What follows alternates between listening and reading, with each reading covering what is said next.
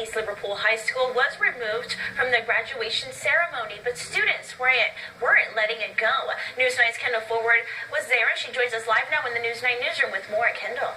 Ooh, they certainly were not. When a Wisconsin-based group got wind of the school's prayer tradition, they told East Liverpool administrators to cease singing the Lord's Prayer at graduation. But rather than going through the legal battles in compliance with the law, the school removed this song from today's program. But instead of losing part of the ceremony, students decided to lead their own prayer. Graduation at East Liverpool is filled with tradition, but this year, students and parents were told one major tradition would be removed from the program: the singing of the Lord's Prayer. I know that a lot of my student body, though, was uncomfortable with it just because it is tradition at our school. The prayer has been sung at the graduation ceremony for over 70 years.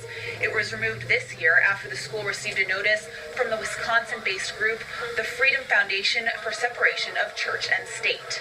The idea of one person or two or even three people standing up and saying that they really don't want prayer back or the Lord's Prayer back in the school, or even singing it or reciting it. Rodney Oler is a pastor at the Salineville Assembly of God.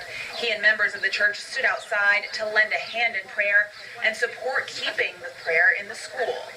All of the parents I spoke to said they were disappointed with the decision. Students and administrators say they don't want to see the issue overshine the students' accomplishments. I think that my class is very gifted. I think that my class is super talented, and that should be the focus.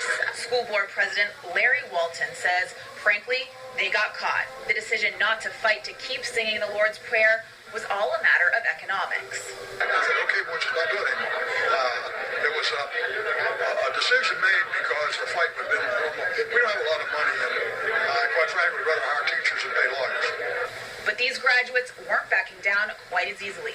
Before the commencement, we spoke to Vice President Cami Post. We're really big at traditions at the school, and I think it would have been nice to have the same, as my brother had whenever he graduated. We suspect during our interview, she was hiding a secret under her cap.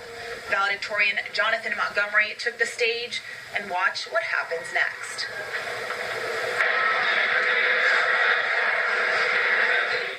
The students showed they're not letting their tradition go.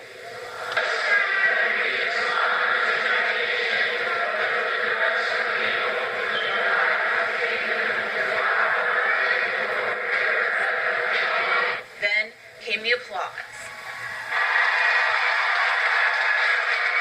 A standing ovation for these graduates standing up for their school.